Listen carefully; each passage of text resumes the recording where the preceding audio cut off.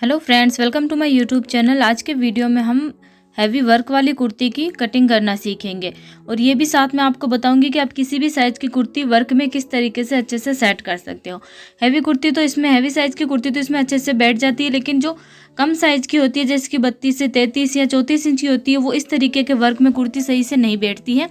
तो मैं आज आपको इसी वीडियो में दिखाऊंगी कि हम किस तरीके से किसी भी साइज़ की कुर्ती हैवी वर्क वाले सूट में बना सकते हैं। तो यहाँ पर हमने अस्तर वाला फैब्रिक लिया है और ये ऊपर वाला फैब्रिक है जिसके कुर्ती के आगे और पीछे दोनों चाक पर वर्क आया है और गले पर भी वर्क आया और स्लीव्स पर भी वर्क है। तो आप वीडियो का एंड तक जरूर देखिएगा और आप जरूर सीख जाएंगे कि आप किसी भी साइज की कुर्ती इस तरीके के गले में कैसे बैठा सकते हो, कुर्ती में कैसे बैठा सकते हो। तो देखिए, सबसे पहले हमें गले की लेंथ नापनी है कि कितनी हमें रखनी है। आप अपने चेस्ट के साइज़ के अकॉर्डिंग और लहंगे की लंबाई के अकॉर्डिंग रखिएगा। मैं यहाँ पर गले की लंबाई 10 इंच रखूँगी, तो ये वर्क से आधा इंच ऊपर की ओर हमें नापना होगा, क्योंकि वर्क के ऊपर सिलाई नहीं लगती है तो हमें सिलाई का मार्जिन भी ऐड करना होगा। तो यहाँ पर ऊपर तो हो जाएगा लगभग 10.5 इंच और वर्क से नीचे भी हमें 1 इंच जगह चाहिए होगी, क्योंकि हम सिलाई लगाएंगे तो उसके लिए भी हमें जगह चाहिए होगी। तो आप वर्क से नीचे 1 या 1.5 इंच जगह ले सकते हो। तो यहाँ पर हमें देखिए टोटल गले की लंबाई रखेंगे हम 10 इंच की, तो कुर्ती की यहाँ पर लंबाई होगी लगभग 27 इंच की। ठीक है, इस हिसाब से सबसे पहले आपको गले की लंबाई नापनी है, फिर कुर्ती की लेंथ हमें जितनी रखनी है उतनी होगी, जितना वर्क दे रखा है उतना ही होगा। ठीक है, फिर हमें कुर्ती की चाक नाप लेनी। कुर्ती की चाक पर जो वर्क है वो यहाँ पर लगभग 18 इंच का है, तो दोनों साइड हम 1 से 1.5 इंच जगह रखेंगे, क्योंकि दोनों साइड सिलाई भी लगेगी, मगजी भी आएगी, इसलिए हमें मार्जिन का कपड़ा भी ऐड करना होगा। तो शायद देखिए 18 इंच की है तो हम लगभग कुर्ती 20 से 21 इंच की यहाँ पर हमें कट करनी होगी। अगर आपके चेस्ट का साइज कम है, 20 इंच से अंदर की तरफ आ रहा है, तो आपको कुर्ती तो लगभग 21 इंच तो आपको लूज लेनी ही पड़ेगी। अगर आपके चेस्ट का साइज कोई भी हो, मतलब 20 से कम हो, तो भी आपको इतनी कुर्ती तो लूजिंग में लेनी ही पड़ेगी। और अगर हैवी साइज है तो उसमें कोई प्रॉब्लम नहीं आएगी, सारा जो कुर्ती का वर्क है वो अच्छे से बैठ ही जाता है। लेकिन जो कम साइज की कुर्ती होती है उसमें ये वर्क अच्छे से नहीं आता है, तो उसके लिए हमें पहले इस तरीके से वर्क नाप लेना है, फिर हमें कुर्ती की चौड़ाई लेनी होगी। चेस्ट के साइज के हिसाब से यहाँ पर हम कुर्ती नहीं ले सकते, वर्क के हिसाब से हमें कुर्ती लेनी होगी। ठीक है, तो यहाँ पर कुर्ती का जो साइज़ है वो बनने का वस्त्र का जो साइज़ है वो 21 इंच है और यहाँ पर हमें चेस्ट का साइज़ लगभग 33 इंच ही बनाना है। तो इसमें आराम से हो जाएगा, कम तो ये बिल्कुल ही नहीं रहेगा। अगर कम रहता है तो आपको कुर्ती बड़ी निकाल लेनी है, लेकिन छोटी है तो भी आपको 21 इंच तो लेनी ही पड़ेगी। फिर यहाँ पर हम 27 इंच की हमने कुर्ती नापी थी तो वो निकाल लेते हैं।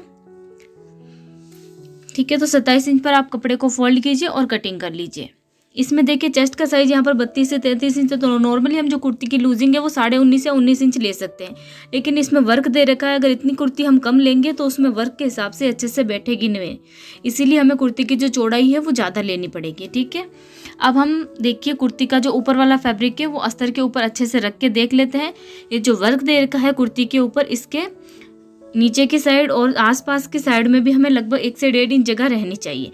ज़्यादा जगह हो तो कोई बात नहीं, वो हम बाद में सिलाई में एडजस्ट कर लेंगे, लेकिन कम जगह नहीं रहनी चाहिए। फिर से नाप लीजिए, देखिए गले की लंबाई सही से होगी या नहीं और लंबाई कुर्ती की भी बराबर होगी या नहीं। ये एकदम परफेक्टली इसमें फिट आ जाएगा, तो हमारी कुर्ती की जो लंबाई है वो एकदम सही कटी है। अब हमें क्या करना होगा, यहाँ पर देखिए गले का जो शेप दे रखा है वो एकदम राउंड शेप में दे रखा है। अगर आप स्क्वायर गला कटिंग करते हो थोड़ा सा स्क्वायर में, तो भी आपको पहले इसमें गोल गला ही कटिंग करना होगा। तो आप या तो किसी इंची टेप की हेल्प से काटो, तो भी आपको इस तरीके से आप गले की कटिंग करो जिसमें आप राउंड शेप दो गले को। कोई क्या है, कुछ लोगों को स्क्वायर शेप में पसंद होता है, लेकिन वो गला इसमें नहीं बैठेगा, तो आप किसी कोई फर्मा रख के भी कटिंग कर सकते हो कि इस हिसाब से हमें गले की कटिंग होगी, क्योंकि वर्क आ रखा है। अगर गले की कटिंग सही से नहीं होगी तो वो वर्क अच्छे से सेट नहीं होगा। ठीक है, अब हम कुर्ती बिछा लेते हैं जैसे हम हमेशा करते हैं। एक पार्ट को ऊपर की ओर फोल्ड करेंगे और दूसरे वाले पार्ट को नीचे की तरफ फोल्ड करेंगे। यहाँ पर देखिए हमने कुर्ती का जो पन्ना था 21 इंच का, वो हमने यहाँ पर पूरा ही रखा है। अच्छे से सेट कर लीजिए, ऊपर से नीचे से छोटी बड़ी नहीं रहनी चाहिए। फिर हम जो गले का फरमा रख के कटिंग कर रहे हैं, यहाँ पर आप चाहो तो इंची टेप की हेल्प से भी कटिंग कर सकते हो, लेकिन फरमा रख के कटिंग करोगे तो ज़्यादा सही रहेगा। गले की लेंथ 10 इंच रखनी है, तो फर्मे को हम 10 इंच पर सेट कर लेंगे और इसके हिसाब से हम गले की कटिंग कर लेंगे। गले का जो साइज है फर्मा है वो आप अपने कुर्ती के चेस्ट के साइज के अकॉर्डिंग ही लीजिएगा, छोटा या बड़ा ना रखें। और वर्क वाले कुर्ती का जो ऊपर वाला फैब्रिक है उसमें अच्छे से बिठा के देख लीजिए कि गला सही से आएगा नहीं, वरना बाद में दिक्कत आती है, वर्क के ऊपर सिलाई लगानी पड़ती है। कुर्ती के बैक पार्ट में भी हल्की सी नेक की कटिंग कर दीजिए। फिर हम शोल्डर्स की कटिंग कर लेते हैं। अगर आपको हमारा वीडियो अच्छा लगे तो लाइक ज़रूर कीजिएगा एंड चैनल को सब्सक्राइब करना ना भूलें। वीडियो कैसा लगा हमें कमेंट में ज़रूर बताइएगा। और भी कोई वीडियोज़ अगर आप सिलाई से रिलेटेड या कटिंग से रिलेटेड देखना चाहते हो तो हमें कमेंट करके बता सकते हैं।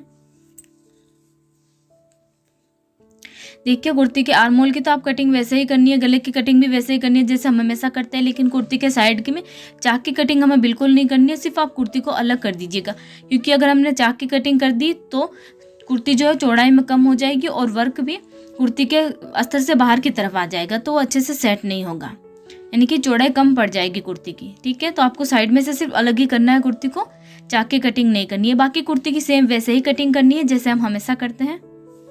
फ्रंट के आर्म होल की भी कटिंग करना ना भूलें। ठीक है, ये देखिए कुर्ती की कटिंग हो गई है अच्छे से। मैं आपको इसे खोल कर दिखा देती हूँ। अब हमें कुर्ती का ऊपर वाला फैब्रिक लेना है और इसे सीधा करना है पहले। उसके बाद बैक पार्ट में जो चाक आ रखी है और फ्रंट की तरफ जो चाक है, इन दोनों के वर्क को बराबर मिलाना है। मैं इधर उधर हो तो भी हमें इस तरीके से देखिए बराबर रखना है।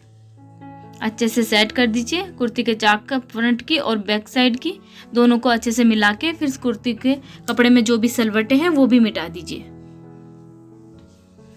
ठीक है, अब देखिए अस्तर वाला पार्ट लेना है हमें। बैक पार्ट या फ्रंट पार्ट आप कोई सा भी ले सकते हो। फ्रंट पार्ट लोगे तो ज़्यादा बेटर रहेगा क्योंकि गले में इसे एडजस्ट करना पड़ेगा।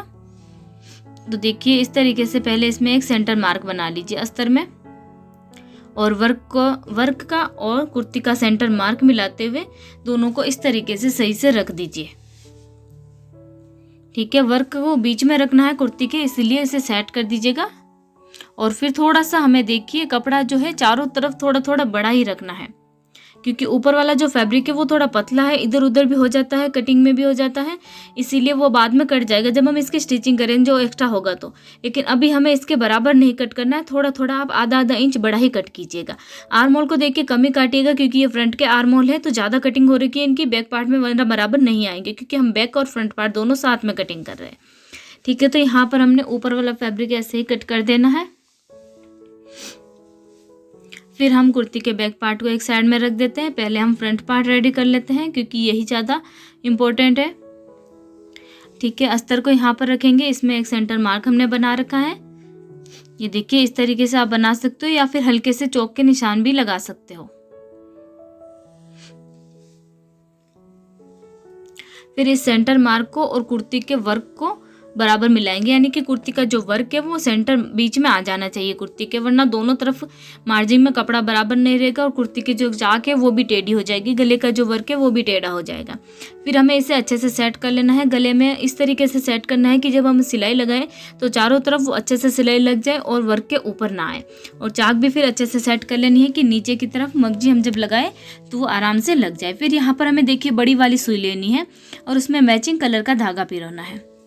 फिर सबसे पहले हमें गले पर सिलाई लगानी होगी। ये हम कच्ची सिलाई नहीं लगा रहे और वापस सिलाई इसको नहीं निकालेंगे और ना ही ज़्यादा पक्की सिलाई लगानी है, यानी कि इसमें हमें बड़ी बड़ी सिलाई लगा के वर्क को मतलब ऊपर वाले फैब्रिक को और अस्तर को ऐसे अच्छे से सेट कर देना है कि जब हम इसके ऊपर सिलाई करें तो ये वर्क है इधर उधर ना हो, क्योंकि ऊपर वाला फैब्रिक पतला है और उसमें वर्क है तो ये हैवी हो गया है और अस्तर के ऊपर ये सेट नहीं होगा अगर हम इसे अच्छे से पहले हाथ से सिलाई लगा के अटैच नहीं करेंगे। तो अगर मशीन से सिलाई लगती है तो आप मशीन से भी सीधी सिलाई लगा सकते हो, लेकिन इसमें कुंदन है तो वो मशीन से सिलाई हम इसमें नहीं लगा सकेंगे, इसीलिए हमें यहाँ पर बड़ी वाली सुई की हेल्प से अस्तर को ऊपर वाले फैब्रिक को अच्छे से अटैच करना होगा।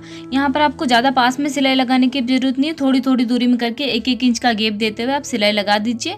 ऊपर नीचे या फिर सीधी किसी भी तरीके से सिलाई लगा सकते हो, लेकिन सिलाई लगाना जरूरी है।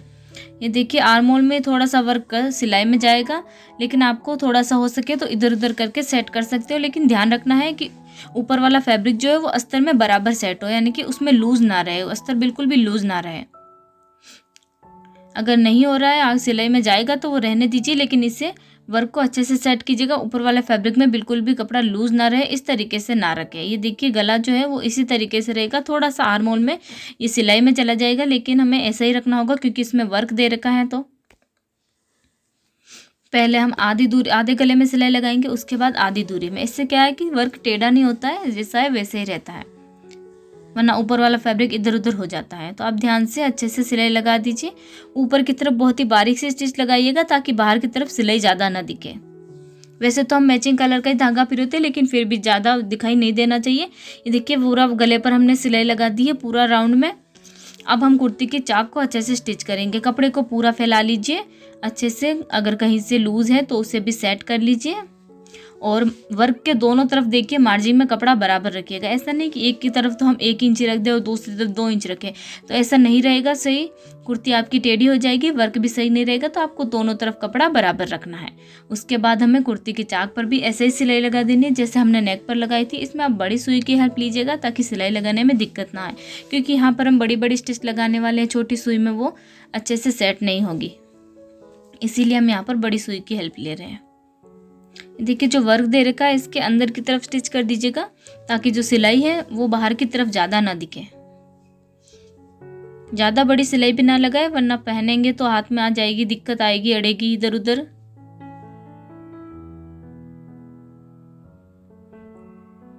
आप चाहो तो क्रॉस में भी सिलाई लगा सकते हो या फिर सीधी सिलाई भी लगा सकते हो, जैसे आपको पसंद हो। ठीक है, देखिए चाक पर स्टिचिंग करने के बाद बीच में जो वर्क का बूटा दे रखा है बड़ा वाला, ये भी अगर आपको हैवी लगे और ऐसा लगे कि ये इधर उधर हो रहा है या फिर लूज रह रहा है तो आप इसे भी अच्छे से स्टिच कर सकते हो और करोगे तो ज़्यादा अच्छा रहेगा। ये सिलाई हमें वापस से नहीं निकालनी है, तो आप डबल धागा करके सिलाई लगाइएगा।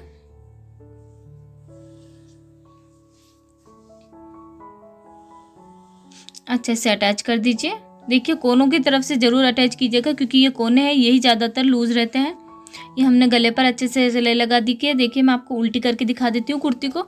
चाक पर भी अच्छे से सिलाई लगी और बीच का जो बूटा है इस पर भी। अब इसे हम किसी भी तरीके से ऐसे करेंगे तो ये कहीं से भी लूज़ नहीं होगा। अब सिलाई करने में भी अभी दिक्कत नहीं आएगी क्योंकि कपड़ा इधर उधर नहीं सरकेगा। और ये बैक पार्ट का जो चाक है इसे भी हमें पहले अच्छे से सेट करना है और फिर इसे भी अस्तर के साथ अटैच कर देना है। इस तरीके से ये हमारी कुर्ती की कटिंग का फर्स्ट पार्ट हो गया। अब मैं आपको सिलाई देखना चाहते हैं तो मैं आपको अगले वीडियो में दिखाऊंगी।